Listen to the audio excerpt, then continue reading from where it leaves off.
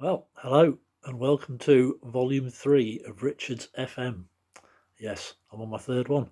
I'm enjoying myself. I hope yous are, because I'm going to keep doing it and just keep throwing random eclectic stuff at you every week. There you have it, you see. And this week's selection it's not all over the place, it's all very good. And it goes from indie to blues rock to punk to just completely all sorts of stuff. So I hope you find something that you like, and let's get stuck in, because that's as much of an intro as you're going to get. Right, so the first track this week is from Alanis Morissette, obviously famous for Jagged Little Pill. It's done a lot more since then. I mean, I actually picked up, what did I pick up? I picked up that this year from the Pound Shop, of all places. Really good album, actually. Quality album. Some good tracks for it. Hands Clean on it, which is a standout track. The first track, 21 Things I Look For in a Lover. I Wanted a Lover, even. Really good. And I like the artwork on it as well. So, yeah, I'm liking a bit of Alanis Morissette. So, her new last album was Such Pretty Forks in the Road, which came out last year. Again, a good album. Might take a bit more listening to. But the standout track, or the lead single from that album, was a track called Reasons I Drink, which is catchy as out. It's really good. It's got a really good vibe to it. Really good lyrics. Really good, catchy sort of song, and it's just a nice upbeat homage to drinking, I think. And you can't think of anything better than that, can you? Everybody needs a homage to drinking. And the next artist I've got, Alkaline Trio, they did a song called Old English 800, or OLDE English 800, which is a homage to strong cider, and that was quality. But the track I'm going for theirs this week was from an EP they released last year, which is the first thing they've released in a while, because Matt Skiba's obviously off in Blink 182, and he's busy with that, and I don't know why they're not releasing as much stuff, because I love Alkaline Trio, they are quality. So they had an EP out last year called EP, Imaginatively Enough. The lead track on that, Minds Like Minefields, again, catches out, really worth a listen. If you've not heard Alkaline Trio before, that gives you a taste of what they're about as well. And if you like it, just go check everything else out, because you just can't go wrong with Alkaline Trio whatsoever. Obviously Matt Skiba's the main guy, Dan Andriano and Derek Grant, the other members. And it's just quality. And then just go check out everything else they've ever done individually as well, because it's all just worth a check out. So that's that.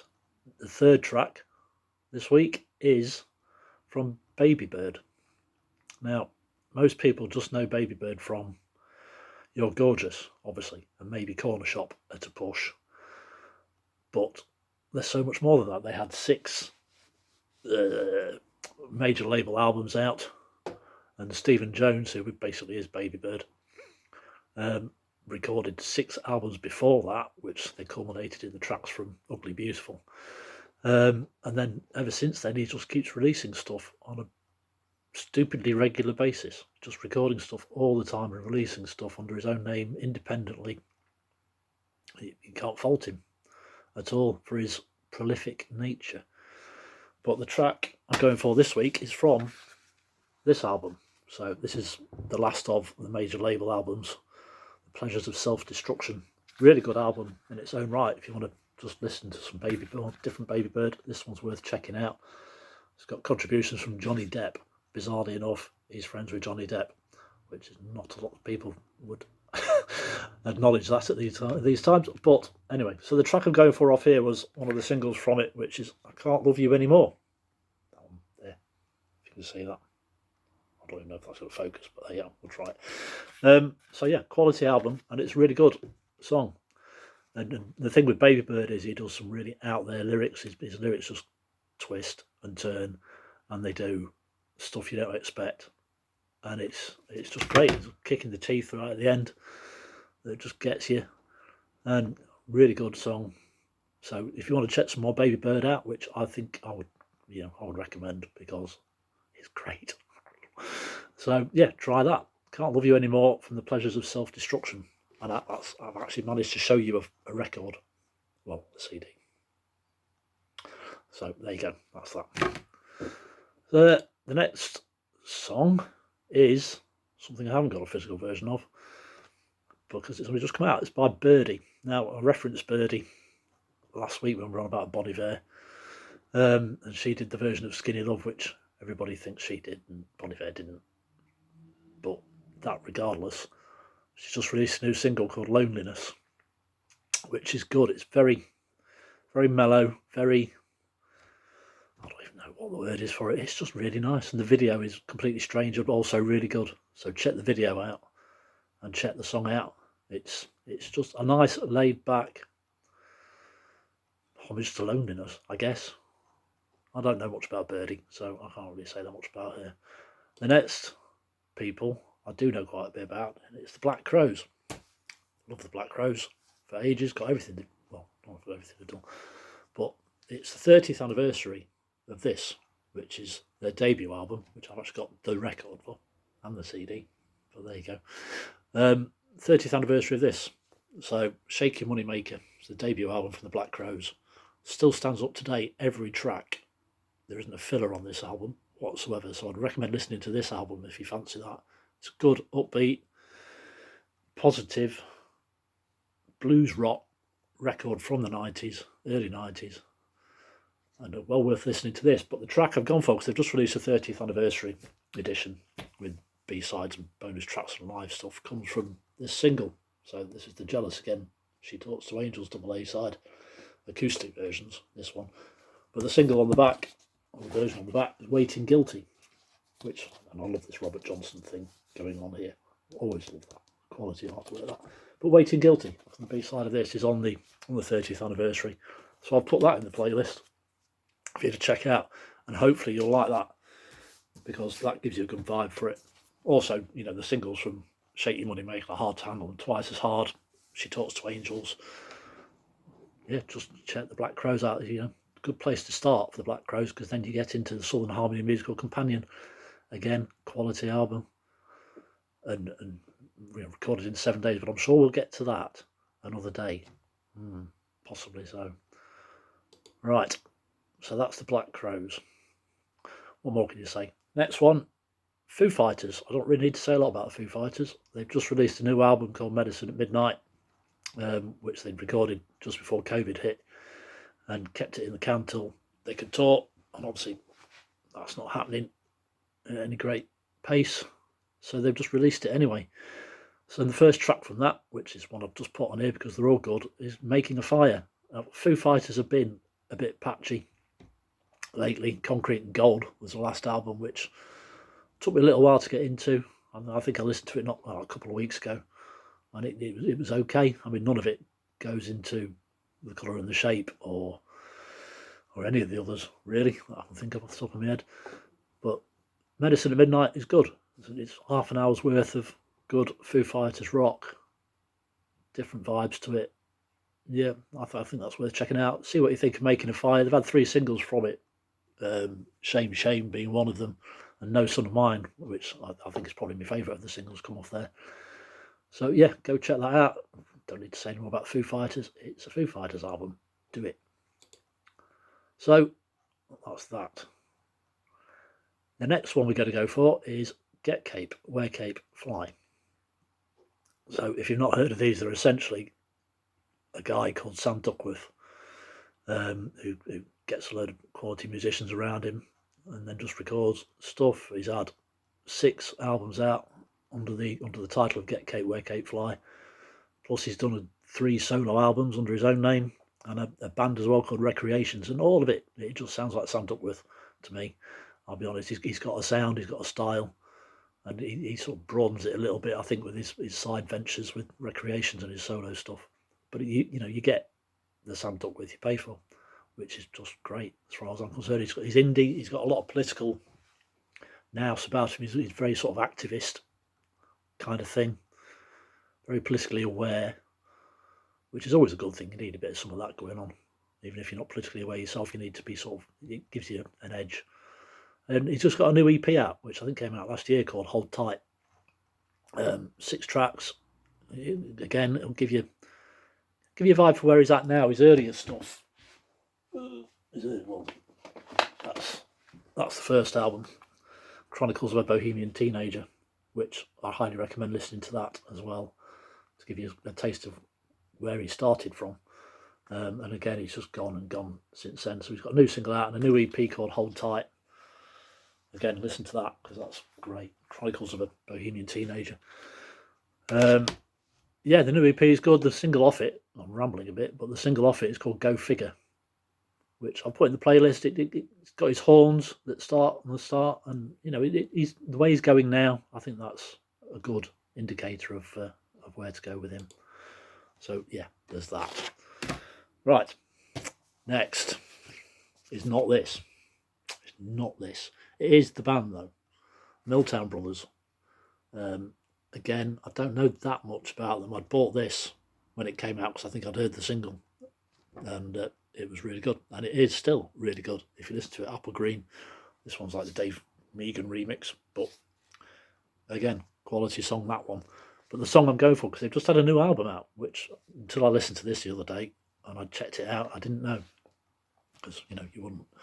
But they've got a new album out called Stockholm, and the lead single from that, Stockholm, obviously title track, lead single, is Alfie approves. Is Stockholm, and it's good. It's a good slice of 90s inspired sort of indie rock. It doesn't stray too far from it. Alfie's trying to sing it, aren't you? Alfie, you're trying to sing it. It's looking at me all gone out. Funny.